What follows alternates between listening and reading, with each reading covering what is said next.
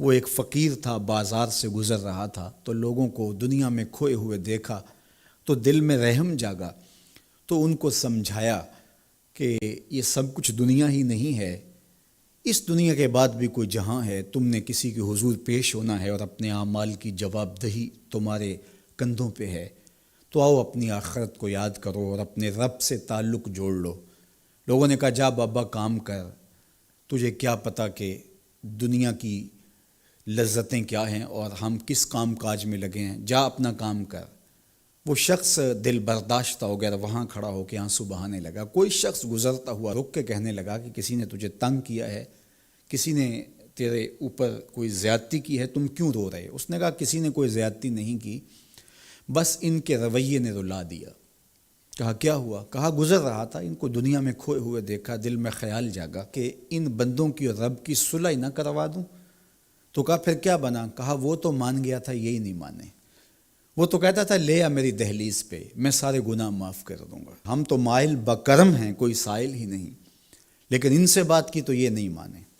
خیر وقت گزر گیا، وہی شخص دو ایک دن کے بعد قبرستان کے قریب سے گزرا تو وہی فرد وہاں روتا ہوا پایا گیا، تو اس نے پھر اپنی گاڑی اپنی سواری روکی اور کہا بابا عجیب شخص ہے، بازاروں میں بھی روتا ہے، قبرستانوں میں بھی روتا ہے، آج کیا مسئلہ تجھے ہوا؟ کہا مسئلہ وہی میرا کل پرسوں والا ہے، بازار میں گیا تھا اور میرا خیال تھا کہ بندوں اور رب کی صلح کروا دوں، وہ تو مان گیا لیکن یہی نہیں مانے، مایوس ہو کے آج قبرستان والوں کے پاس آ گیا اور یہاں میرا خیال یہ ہوا ان کی اور اس کی صلح کروا دوں۔ تو بڑی دلچسپی سے پوچھا کہ آج کیا بنا؟ کہا آج یہ مان گئے ہیں، وہ نہیں مانتا۔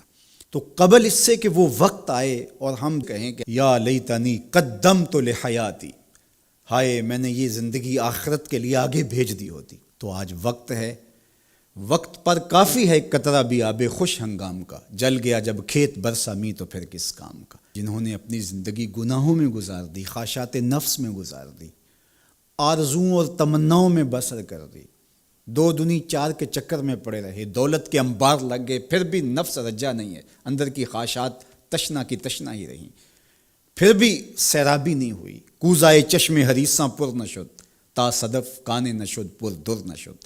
رومی علیہ رحمہ فرماتے ہیں حریص کی آنکھ کا پیالہ نہیں بھرتا۔ کہا کہ جب تک صدف کانے نہیں ہوتا اس میں موتی نہیں آتے، اور سادی شیرازی بولتے ہیں کہ پیٹ بھر جاتا ہے آنکھ نہیں بھرتی۔ تو ساری زندگی حال من مزید کے نعرے لگاتے رہے، جتنا بھی میسر ہوا پھر آگے بڑھتے رہے، آگے بڑھتے رہے، کسی جگہ پہ بھی فل سٹاپ نہ آیا اور زندگی یوں گزرتی رہی، بسر ہوتی رہی اور اپنی زندگی برباد کر دی، حتیٰ زرتم المقابر، یہاں تک کہ قبروں میں جا پہنچے۔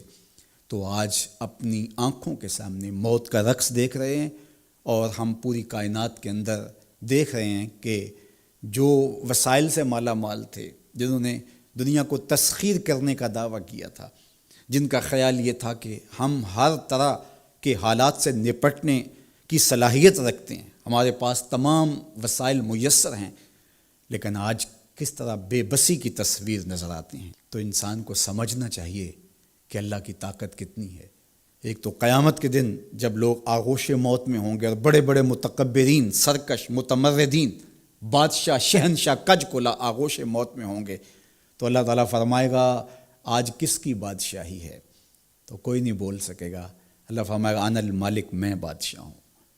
فرمائے گا این المتکبرون، تکبر کرنے والے کہاں ہیں؟ کچھ سر اٹھانے کے قابل نہیں ہوگا۔ اور اللہ فرمائے گا میں ہوں متکبر، کبریائی مجھی کو زیبا ہے۔